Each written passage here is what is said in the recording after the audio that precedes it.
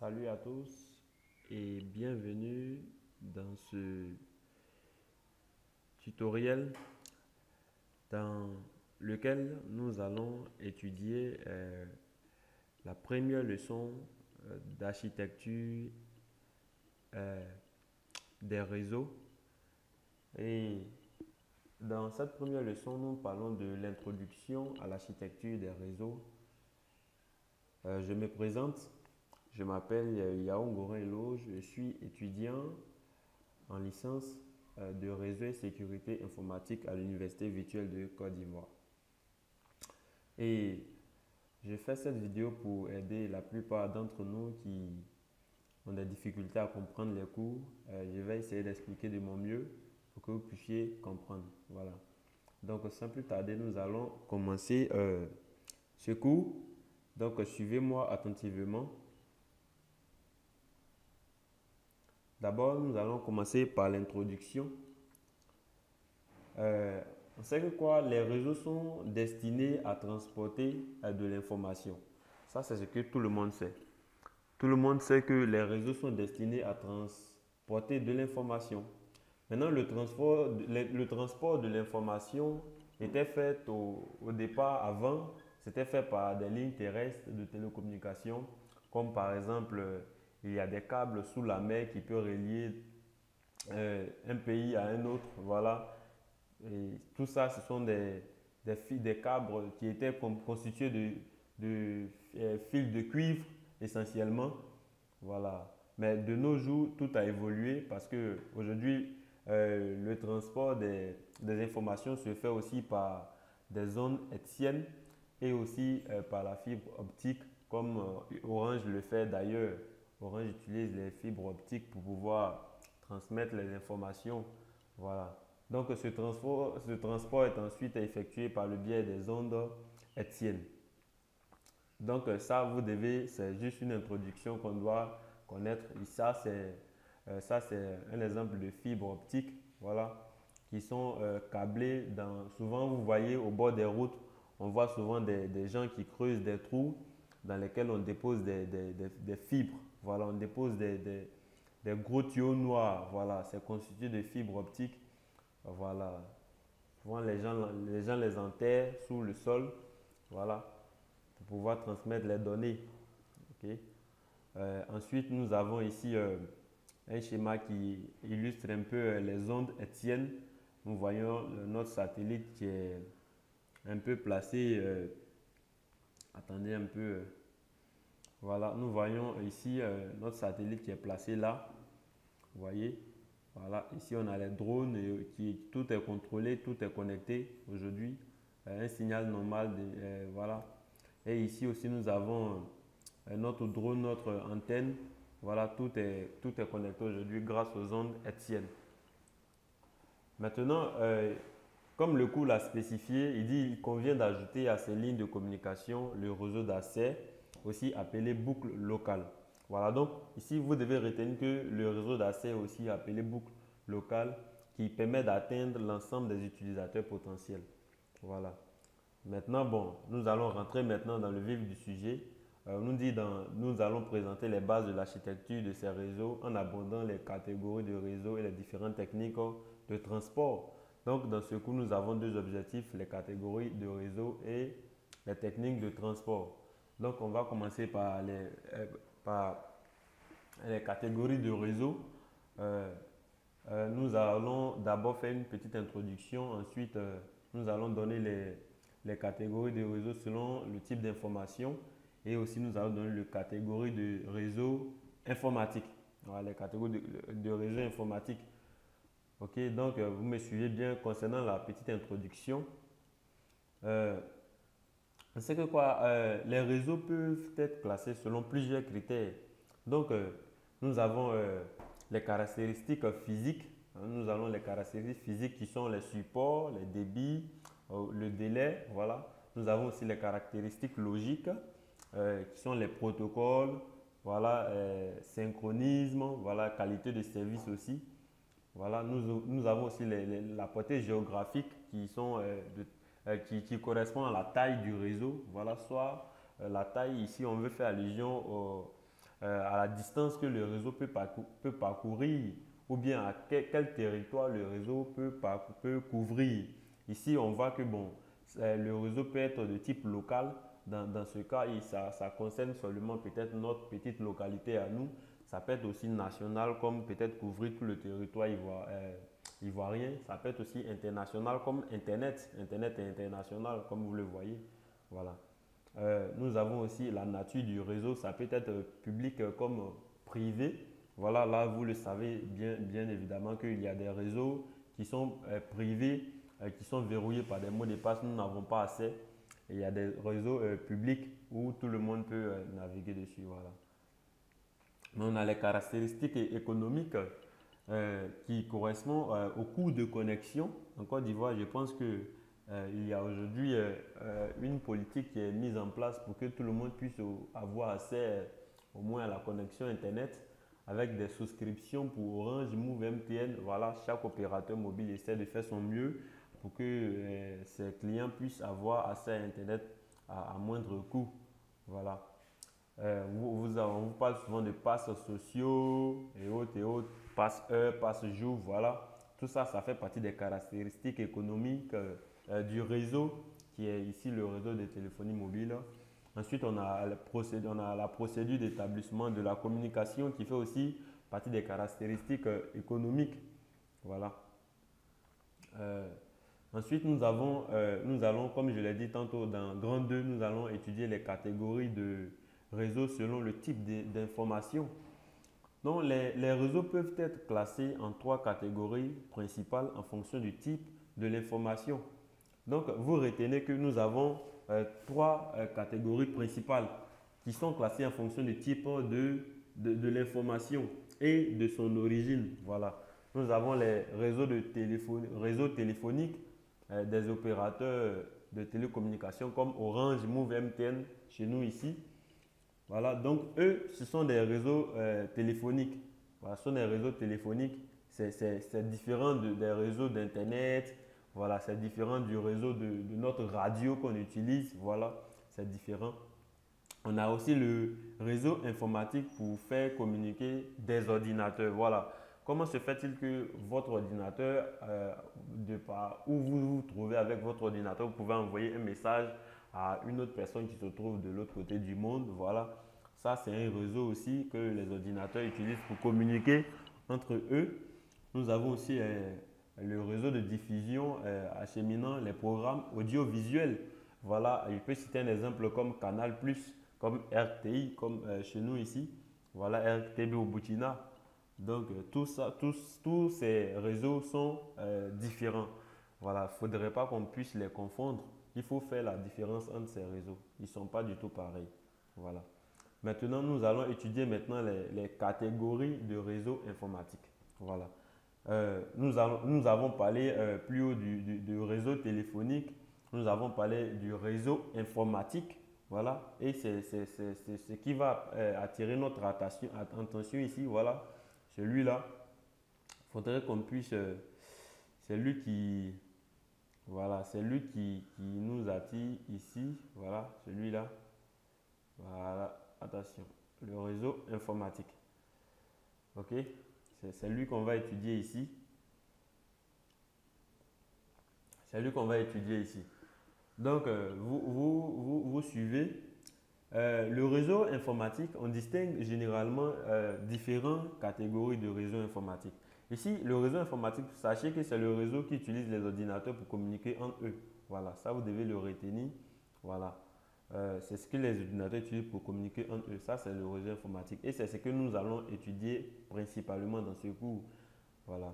Donc, on distingue généralement différentes catégories de réseaux informatiques différenciés par la distance maximale séparant les points les plus éloignés du réseau. Voilà. Donc, ces réseaux-là sont caractérisés, il peut dire, par la portée, voilà, par la distance ou le territoire qu'il peut couvrir. Voilà. Supposons qu'un réseau peut faire 10 mètres et l'autre peut faire 40 mètres. Les deux ne vont pas avoir les mêmes caractéristiques parce que les deux n'ont pas la même, ne couvrent pas les mêmes territoires ou bien les deux n'ont pas la même puissance, n'ont pas le même débit. Voilà. Il y a d'autres qui ont des débits plus élevés, Par contre, il y a d'autres qui ont des débits plus faibles. Donc, on va essayer de décortiquer ça un peu, puis essayer de comprendre sur d'autres aspects.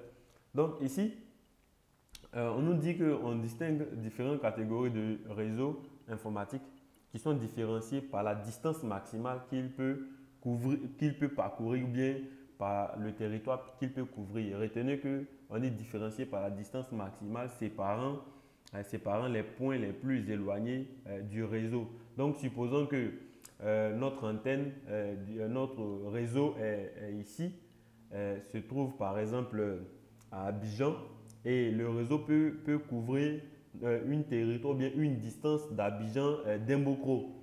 Voilà. Voilà. Par contre, il y a l'autre réseau qui peut couvrir Abidjan, peut-être à Abidjan, Sikinsi, tout près là.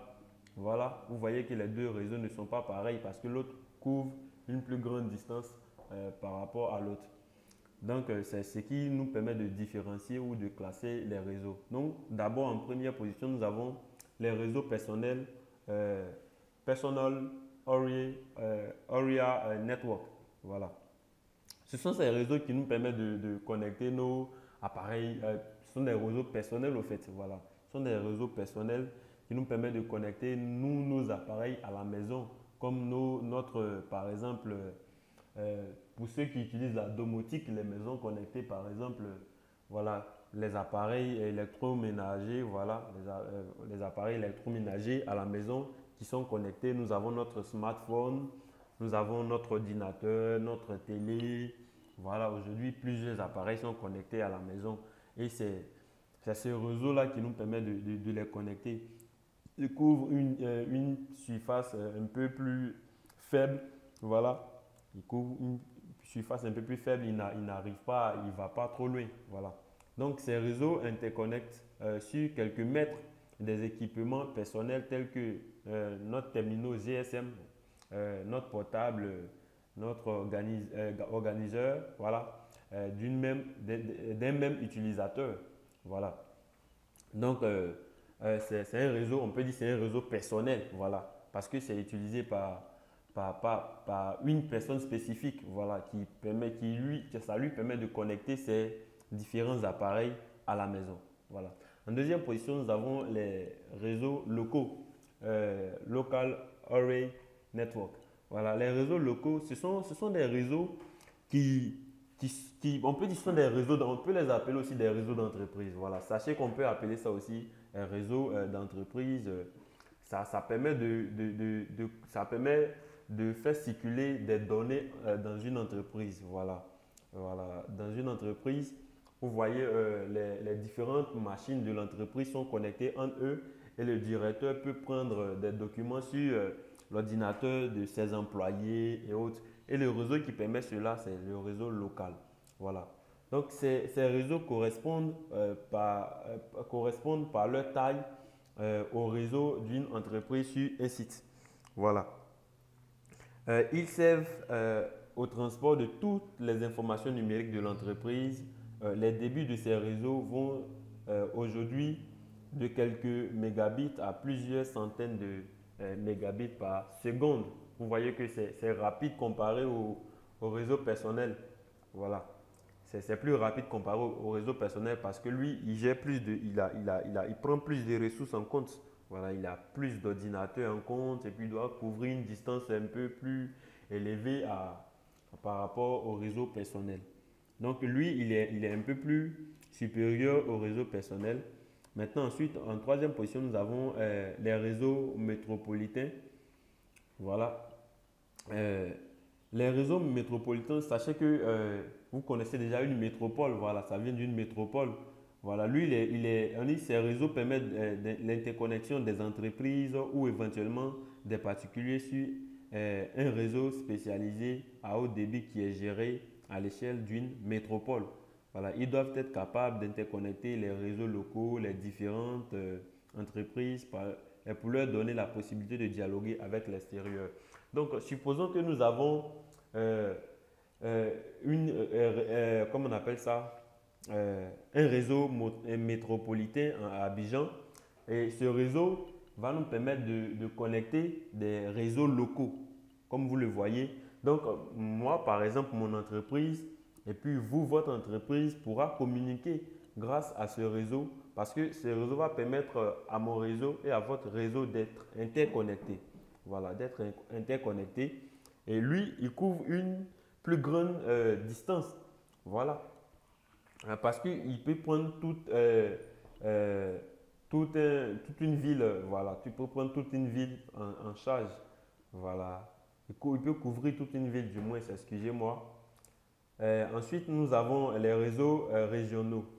Les réseaux régionaux, comme vous l'entendez par région, on peut prendre la région du Béquet, voilà. La région du Béquet, il couvre totalement cette région-là. Ces réseaux ont pour objectif de couvrir une large surface géographique. Dans le cas des réseaux sans fil, les RAN peuvent avoir une cinquantaine de kilomètres de rayon. Comme vous voyez une cinquantaine de kilomètres de rayon. Donc, c'est bien grand. Ça couvre une très grande surface. Voilà, ce qui permet à partir d'une seule antenne de connecter un très grand nombre d'utilisateurs. Voilà, c'est vraiment merveilleux, c'est ce type de réseau-là. Nous devons avoir aussi à UVCX pour couvrir toutes les régions. On peut dire dans chaque région, si UVCI a une antenne comme ça serait bien parce que tous les étudiants du UVCI de la Côte d'Ivoire seront connectés et puis pourront aussi communiquer ensemble, faire beaucoup de choses ensemble parce qu'ils sont connectés sur le même réseau. Vous voyez, c'est vraiment intéressant. Voilà, il peut couvrir toute une région comme vous l'entendez. Maintenant, on a les réseaux étendus, Wide Array Network. Les réseaux étendus sont des réseaux qui peuvent couvrir tout un continent, voilà, deux continents, voire le monde entier, comme Internet par exemple. Internet est un réseau étendu. Voilà, ces réseaux sont destinés à transporter des données numériques sur des distances à l'échelle d'un pays, voire d'un continent ou de plusieurs continents. Voilà, le réseau est soit terrestre et il utilise en ce cas des infrastructures au niveau du sol, essentiellement de grands réseaux de fibres optiques, soit étienne comme les réseaux satellites. Comme vous le voyez au Congo, récemment, Internet était coupé au Congo parce que il y avait l'un des câbles qui quittait en Europe, qui passait sous la mer pour arriver au Congo pour pouvoir partager Internet. Comme le réseau, ce câble a été coupé, et ce n'est pas par un bateau, je crois bien, et cela a coupé Internet dans tout le pays. Vous voyez comme ces réseaux étendus sont très importants. Il était conduit par des câbles, donc on peut dire que c'est terrestre. Voilà, comme on le dit ici dans le cours. Et ces réseaux sont vraiment importants pour la connexion de tout un pays. Donc, c'est plus utile de les utiliser, pas pour notre fin personnelle. Voilà, ça ne sert à rien de l'utiliser pour nous-mêmes. Voilà, mais en réalité, ce sont des réseaux qui sont généralement achetés par le gouvernement, voilà, par des entreprises multinationales comme Microsoft par exemple. Ce sont eux qui peuvent acheter ce genre de réseau. Voilà, mais sachez que comme Orange aussi, Move, voilà, ils peuvent acheter puis en retour partager ça. Voilà, Euh, c'est vraiment intéressant. Ensuite, nous allons passer, comme nous avons vu les différentes catégories de réseaux, nous allons voir les techniques de transfert de données ou d'informations. Voilà. Dans cette deuxième partie, nous allons voir une petite introduction qui nous dit qu'il existe différentes techniques de transfert de l'information dans un réseau. Nous avons la commutation de circuits, transfert de messages, routage de paquets, commutation de trames. Voilà. La commutation et routage. Voilà. Nous allons voir en première position la commutation des circuits, ensuite en deuxième position le transfert de messages, en troisième position nous allons voir les routages de paquets, ensuite nous allons enfin le transfert de trames. Et nous allons voir maintenant quelques routeurs, les routeurs, qu'est-ce qu'un routeur, voilà, et commutateurs, voilà. Nous allons voir d'abord les commutateurs et puis ensuite le routeur. Et nous allons voir le routeur commutateur qui est un hybride. Voilà. Donc, commutation et routage. En première position, d'abord, on a la commutation des circuits, comme je l'avais dit. Donc, la commutation des circuits, c'est un mode d'établissement de liaison de télécommunication. Voilà, c'est une façon de lier comment on appelle ça? C'est une façon de lier ou bien de transmettre les données à travers un circuit. Voilà. Il correspond au branchement matériel de lignes joignant des terminaux. Pas au branchement logique ou quoi, mais au branchement matériel. Parce qu'on parle ici de circuit. Donc, si vous avez mal branché quelque chose, c'est sûr que ça ne va pas fonctionner. Donc, les informations échangées parcourent toujours le même circuit. Ça, surtout, c'est très important. Voilà, c'est très important de retenir cette petite partie-là. Euh, les informations échangées parcourent toujours le même chemin au sein du réseau durant tout le temps de la communication ou de la session. Voilà. Ça, c'est très important de maîtriser ça. Voilà, très important. Nous allons passer maintenant à la méthode. Maintenant, on dit dans la commutation de circuits, un circuit matérialisé est construit entre l'émetteur et le récepteur. Ce circuit n'appartient qu'aux deux équipements terminaux qui communiquent entre eux. La figure suivante illustre, bon, je vais afficher la figure, hein, voilà. La figure, comme on le dit, on nous dit que dans la commutation de circuits, un circuit matérialisé est construit entre l'émetteur et le récepteur. Comme vous pouvez le voir, euh, ici, nous avons notre émetteur ici et nous avons, comme on l'appelle, le récepteur. Nous avons le récepteur là. Voilà. Nous avons notre émetteur et le récepteur. Maintenant, on nous dit que tout ce qui est au milieu là, tout ça là,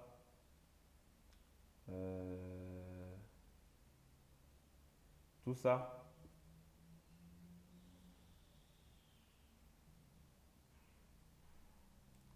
tout ça là, c'est un circuit matérialisé. Voilà. Tout ça, c'est un circuit matérialisé.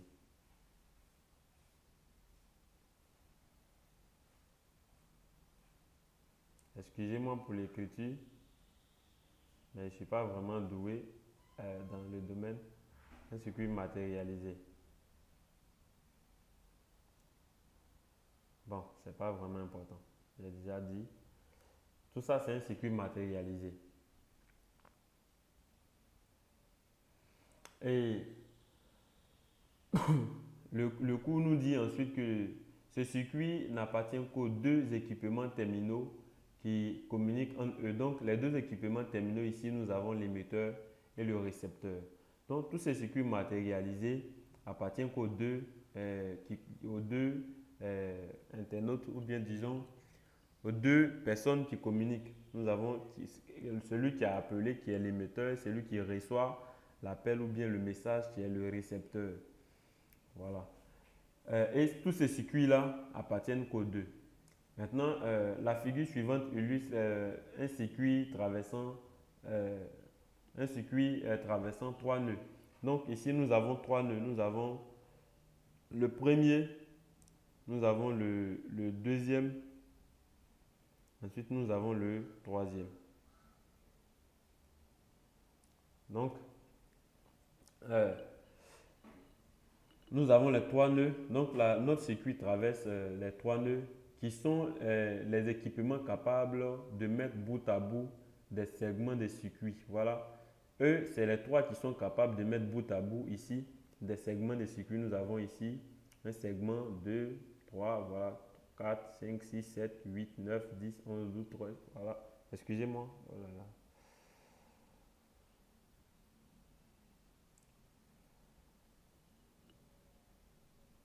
Excusez-moi, voilà.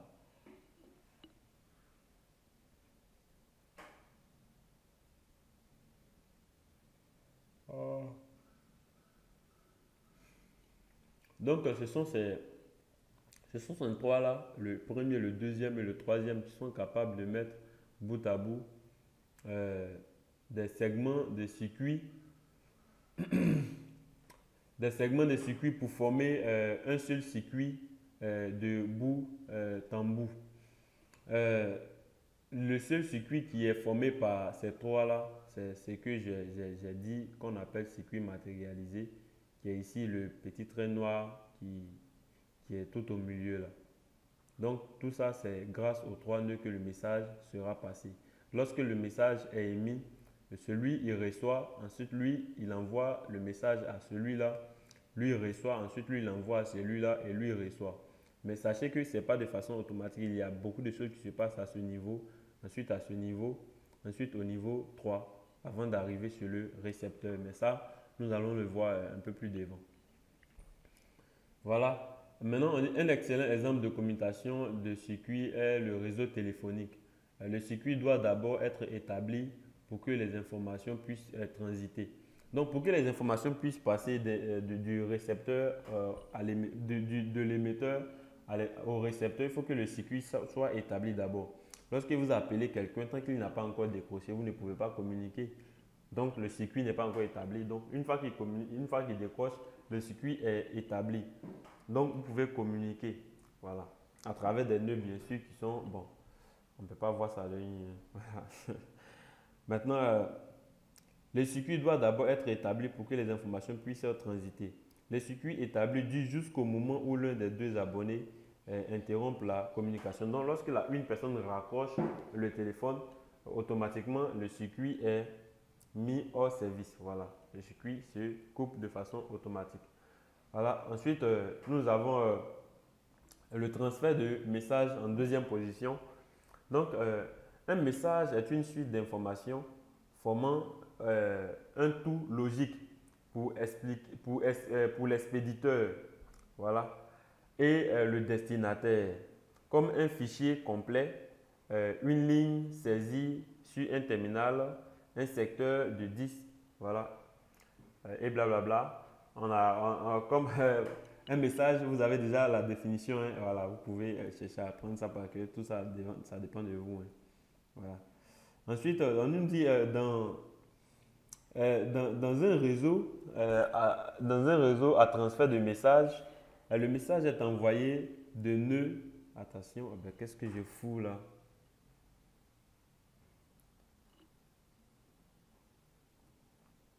Voilà. Dans un réseau à transfert de messages, le message est envoyé de nœud en nœud jusqu'au destinataire. Ce message ne peut toutefois être envoyé au nœud suivant qu'une fois qu'il a été reçu complètement et correctement par le nœud précédent. Donc, comme je l'avais expliqué ici, pour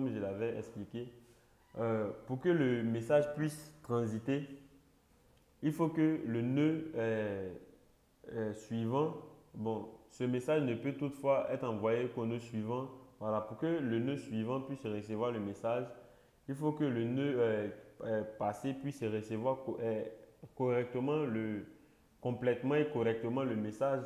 Voilà, si lui n'a pas reçu complètement et correctement le message, lui non plus ne peut pas recevoir le message. C'est ce qui est illustré ici. Les lignes de télécommunication, nœuds de transfert de données, voilà. Nous avons les trois. Les trois, pour que lui puisse recevoir, il faut que celui-là, pour que lui puisse recevoir, il faut que celui-là puisse euh,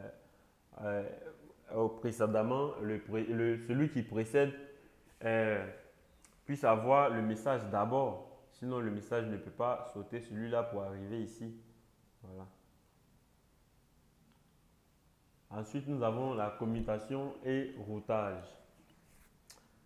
Le routage de paquets. Donc, comme la définition du paquet, le paquet est une suite d'informations binaires dont la taille ne peut dépasser une valeur déterminée à l'avance, de l'ordre de 1000 à 2000 bits. Le découpage en paquets des messages des utilisateurs facilite grandement les transmissions. Donc ici, comme on le dit, on voit que le découpage en paquets des messages des utilisateurs facilite grandement les retransmissions. Vous voyez, au début ici, c'est le transfert des messages. Mais cette fois-ci, ces messages sont découpés dans le routage. Dans le routage, dans le routage de paquets, ces messages sont découpés en paquets. Ces messages sont découpés en paquets. On a déjà donné aussi la définition des paquets. Hein, voilà. Maintenant, dans le transfert de paquets, les messages des utilisateurs sont découpés en paquets. Cela permet d'accélérer la vitesse de transmission et simplifier les reprises sur erreur. Donc, dans la plupart des dans le transfert de paquets, les paquets constituant le message de l'utilisateur sont envoyés indépendamment les uns des autres. On va l'expliquer ça dans le schéma. Voilà. On va expliquer ça dans le schéma.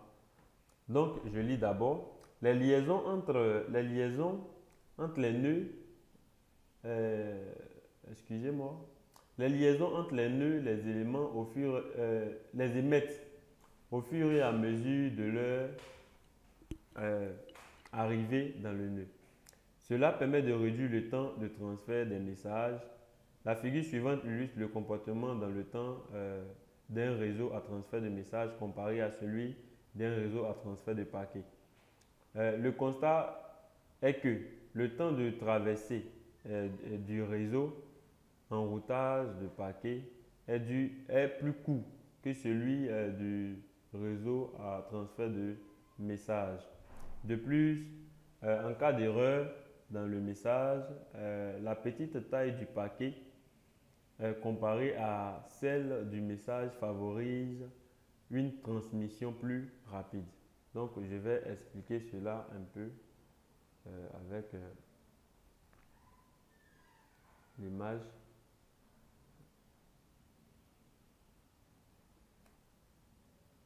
Donc, ici, comme vous pouvez le voir, nous avons le message qui est là. Nous avons notre message qui est là. Notre nœud numéro 1, numéro 2, numéro 3. Voilà. Nous avons notre message qui n'est pas découpé en paquets. Et lorsqu'il vient au nœud numéro 2, c'est tout le message qui vient au nœud numéro 2. Ensuite, tout le message vient au nœud numéro 3. Lorsque le message est découpé en paquets, on a ici 3 paquets. Voilà, le message est découpé en 3 paquets. Nous avons 3 nœuds. Le message est découpé en 3 paquets. Donc, le premier revient ils viennent de façon indépendante. Voilà. Le troisième, il vient. Le deuxième, il suit. Le premier, voilà. Ou bien le premier suit. Ensuite, le deuxième et le troisième. Comme vous le voyez, le temps, vous voyez, on a pris les mêmes échelles. Voilà, échelle. Mais le temps, ici, lorsque nous utilisons le découpage en paquets, lorsque nous découpons le message en paquets, le temps, vous voyez, le temps est plus petit par rapport au message, au transfert de message. Le transfert de paquets, le temps du transfert de paquets est plus petit par rapport au temps du transfert de message. Ça, vous devez remarquer cela. Attention.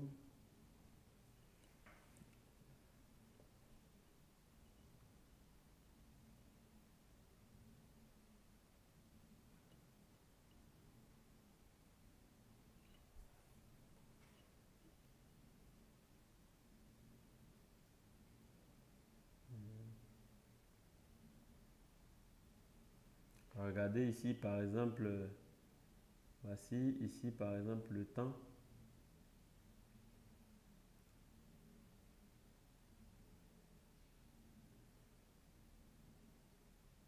Vous voyez, il y a une très grande différence de temps entre ces deux-là.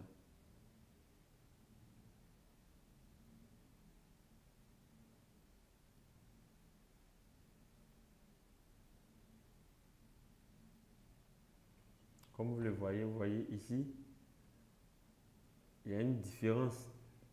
L'autre, il s'arrête là, mais le transfert de message, il continue jusqu'ici et il dépasse largement le transfert de paquet. Vous voyez, donc lui, il prend plus de temps pour transmettre le message. Maintenant, prenons le cas de bit en erreur. Ici, pareil aussi, nous avons le bit en erreur. Ici, nous avons le message retransmis. Voilà. Le bit en erreur ici, le message retransmis, vous voyez combien de temps ça prend avant d'arriver ici. Mais lorsque c'est découpé en paquets, lorsque c'est le transfert du paquet, le bit en erreur, c'est le bit numéro 2, n'est-ce pas? Donc, lorsque nous allons... attention, oui, c'est ça, le bit en erreur, c'est le numéro 2. Voilà, nous allons retranscrire le numéro 2 ici. Donc, le voilà. Lorsque il est retranscrit, maintenant le premier, il revient au nœud numéro 2 et lui, il revient au nœud numéro 3. Maintenant, ici, le bit d'erreur, il reste, c'est lui qui a été retranscrit. Le paquet retranscrit descend au nœud numéro 2. Ensuite, le paquet retranscrit descend pas du nœud numéro 2 au nœud numéro 3. Le paquet numéro 3 n'a pas été retranscrit parce qu'il n'y a pas d'erreur dessus. Il vient au nœud numéro 3 et ensuite il passe au nœud numéro 2 et ensuite il passe au nœud numéro 3. Voilà.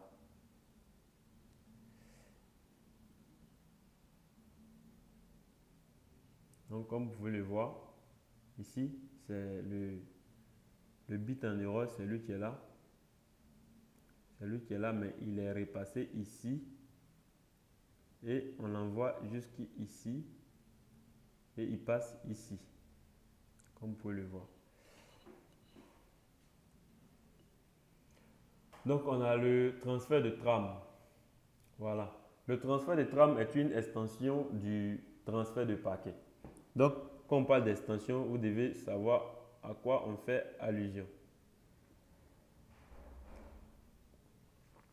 Donc le transfert de trame est une extension du transfert de paquet.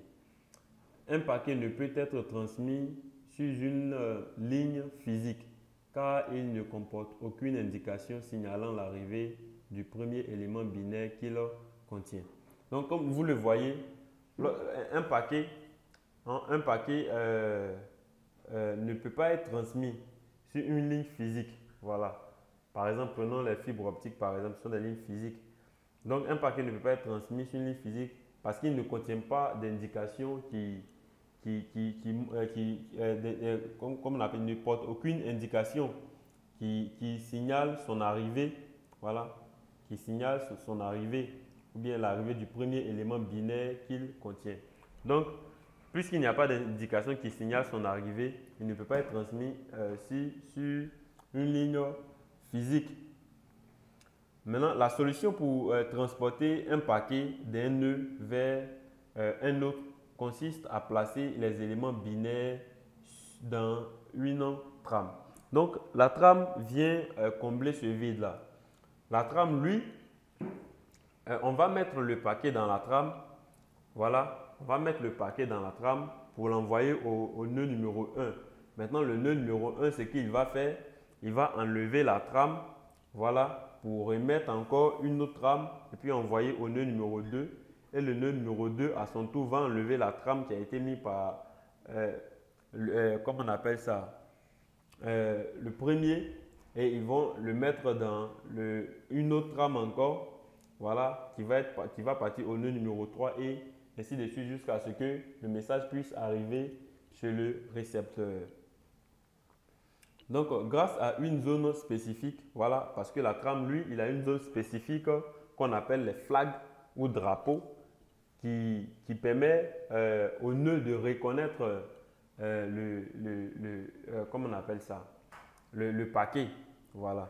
Lorsque le paquet est dans la trame, grâce aux flags ou drapeaux, voilà, les nœuds peuvent reconnaître la trame et passer maintenant, envoyer le paquet au nœud suivant. Par contre, lorsqu'il n'y a pas de trame, il n'y a pas d'indication sur les paquets. Donc, les nœuds ne peuvent pas reconnaître le paquet, ce qui fait qu'on ne peut pas faire circuler le paquet dans des... on ne peut pas faire transiter le paquet dans des, comme on appelle ça, une ligne physique. Voilà. Donc, le transfert de trame est donc similaire à un transfert de paquet. À cette différence près que les nœuds de transfert sont plus simples. Vous voyez, les nœuds de transfert des trames sont plus simples. Voilà, comparé aux nœuds de paquet. En effet, dans un transfert de paquet, on encapsule le paquet dans une trame, puis on envoie le trame vers le nœud suivant. À réception de la trame, ce nœud la décapsule pour récupérer le paquet et transfère le paquet à son tour en l'encapsulant dans une trame, comme je l'avais expliqué. Donc, lorsque le nœud reçoit la trame, il reçoit le paquet qui est dans la trame, il va enlever le capsule, ou bien voilà, il va décapsuler comment on appelle ça? Il va décapsuler comme le paquet dans la trame. Donc, pour pouvoir l'envoyer ensuite, il va l'encapsuler à nouveau pour l'envoyer au nœud suivant. Et le nœud suivant va faire pareil jusqu'à ce que le message puisse arriver. Maintenant, à réception de la trame, ce nœud la décapsule pour récupérer le paquet et transférer ou bien transfère le paquet à son tour en l'encapsulant dans une trame. Dans un transfert de trame, il n'y a ni encapsulation ni décapsulation. Vous voyez, de l'autre côté, lorsqu'on fait la transmission de paquet, on est obligé de l'encapsuler, de décapsuler. Mais lorsqu'on fait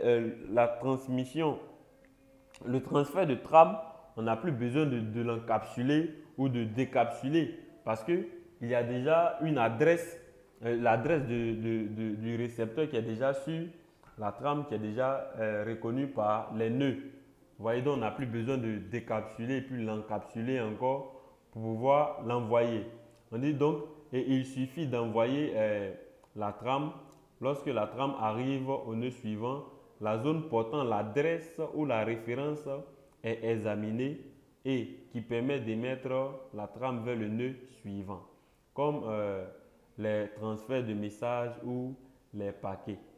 Voilà, les transferts de trames peuvent être de deux types, commutation ou routage. Voilà, ça on doit savoir aussi faire la différence entre ça. Le transfert peut être fait de façon différente. Ça peut être fait de façon commutative ou comme on appelle, par la méthode de commutation ou de routage. Voilà. Maintenant, commutation de trame. On va commencer par la commutation de trame. Dans la commutation de trame, l'entête de la trame contient une référence. Comme vous le savez, l'entête de la trame contient une référence. Une référence est une suite d'indices, voilà, qui permet au nœud de reconnaître la trame. Voilà. Maintenant, le routage, ça c'est la commutation, hein. Maintenant, le routage de trame, dans le routage de trame, l'entête contient l'adresse complète du récepteur, comme je l'avais dit plus haut. L'entête contient comment on appelle ça? L'entête contient l'adresse du récepteur. Les transferts de trame sont en très grande majorité des commutations, car ils utilisent des références, comme on l'avait dit ici. Dans la commutation de trame, l'entête de trame contient une référence. Donc, comme les trames contiennent des références, c'est la commutation qui sera majoritairement utilisée pour le transfert. Maintenant, au cas où l'entête de trame contient l'adresse complète du récepteur, alors c'est le routage de trame qui assure le transfert. Donc, le transfert de trame sont en grande majorité des commutations, car ils utilisent des références. Comme les trames utilisent des références, en grande majorité des commutations qui seront faites. Les trois principaux transferts sont la commutation de tram ou ATM, le relais de tram et la commutation Ethernet. Voilà. La commutation de tram est aussi appelée commutation de cellules. Donc, nous allons voir maintenant les routeurs et les commutateurs. On va commencer par quelques définitions.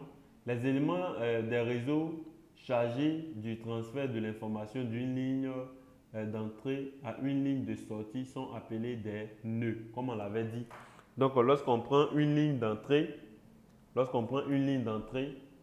et une ligne de sortie, supposons qu'on prend une tunnel, voilà. Un tunnel, excusez-moi, on a l'entrée et puis on a la sortie. Voilà, donc on nous dit ici que une ligne d'entrée et une ligne de sortie, voilà, comme je l'ai dit dans l'exemple que je prends du tunnel. Donc, cette ligne d'entrée et cette ligne de sortie là sont appelées des nœuds. Bien, l'entrée du tunnel et la sortie sont appelées des nœuds ou nœuds de transfert. Il s'agit de deux grands groupes de nœuds de transfert. Il existe au moins, excusez-moi. Ah bah j'ai quel problème aujourd'hui là. Il existe deux grands groupes de nœuds de transfert. Comme je l'ai dit, prenez bien, on a des lignes de sortie et des lignes d'entrée qui sont appelées des nœuds ou nœuds de transfert. Retenez ça bien. Maintenant, on a les routeurs et les commutateurs. Ces deux types de nœuds, ce sont des nœuds, les routeurs et les commutateurs, retenez bien. Ces deux types de nœuds de transfert ont des manières opposées d'acheminer l'information à l'intérieur d'un réseau. On va voir d'abord le commutateur. Le commutateur utilise une table de commutation pour acheminer les paquets vers le récepteur en utilisant des références, également appelées indications ou étiquettes en anglais, labels. Le chemin suivi par les paquets acheminés par les commutateurs est toujours la même. Ça aussi, comme on l'a dit plus haut, vous devez retenir ça. Voilà. Vous devez retenir ça.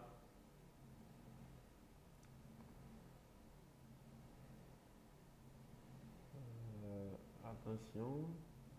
Voilà, le chemin suivi par le paquet.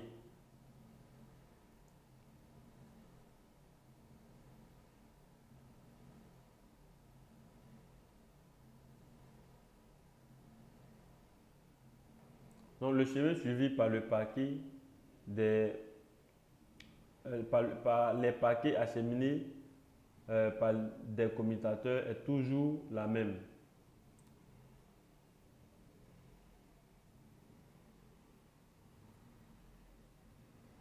Donc, voici un commutateur.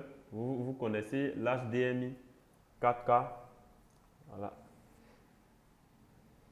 Maintenant, on a les routeurs. Les routeurs utilisent une table de routage comme les paquets et les commutateurs aussi utilisent une table de commutation pour acheminer les informations ou bien les paquets vers le récepteur en utilisant des références.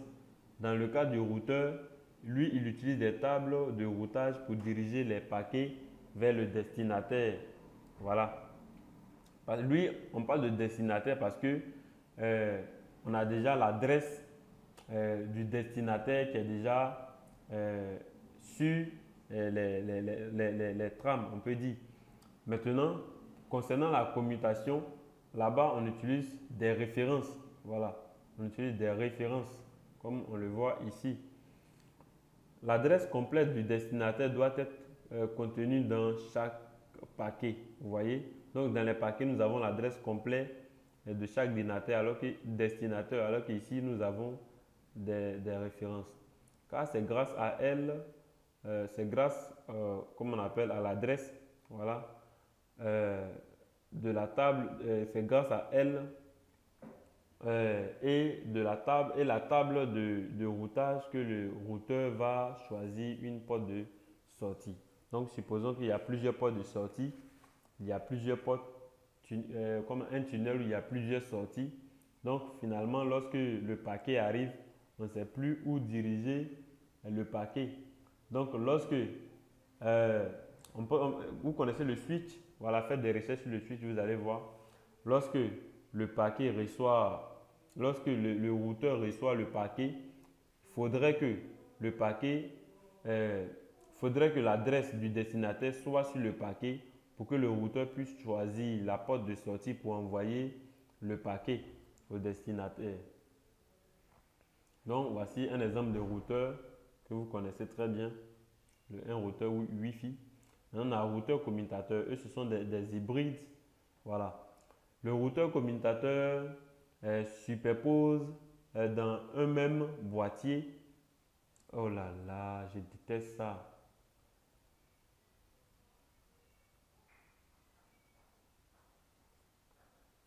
Le routeur commutateur superpose dans un même boîtier euh, un commutateur et un routeur. Donc, quand on prend un boîtier comme celui-ci, on a à l'intérieur un routeur et un commutateur. Ce type de nœud de transfert permet de mieux. C'est un nœud de transfert aussi, hein. Lui c'est un nœud de transfert, lui aussi c'est un nœud de transfert.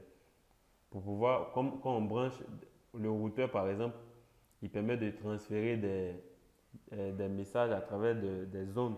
Souvent aussi on branche des câbles. Voilà. Ce type de nœud de transfert permet de mieux prendre en compte dans un même réseau des applications nécessitant le routage, par exemple le navigation web, et celles nécessitant la commutation, par exemple le transfert de gros fichiers. Donc comme vous pouvez le voir, lorsque on branche le commutateur, voilà, lorsqu'on utilise ce type de commutateur, le routeur commutateur là, ce type d'appareil, lorsqu'on l'utilise, lorsqu'on veut effectuer des transferts de données, si c'est un gros fichier, alors c'est la commutation qui sera utilisée. Voilà, si c'est un petit fichier, alors c'est le routage qui sera utilisé. Voilà, voici un exemple de routeur commutateur ici. Donc, en conclusion, on retient qu'il existe trois catégories de réseaux. Nous avons les réseaux téléphoniques des opérateurs de télécommunications, les réseaux informatiques pour faire communiquer des ordinateurs, puis les réseaux de diffusion acheminant les programmes audiovisuels. Maintenant, il existe 5 catégories de réseaux informatiques. On a le réseau personnel, le réseau local, le réseau métropolitain, les réseaux régionaux, puis les réseaux étendus. Il existe différentes techniques de transfert de l'information dans un réseau et cela se fait soit par commutation, soit par routage. On a la commutation des circuits, le transfert de messages, le routage de paquets, commutation de trame, comme nous l'avons étudié. Maintenant, la fonction d'une commutation est efficace lorsque le flot de paquets à transmettre est important. À l'inverse, le routage montre toute son efficacité si le flot est court. Voilà. Merci d'avoir suivi cette vidéo. Je vous souhaite bonne journée.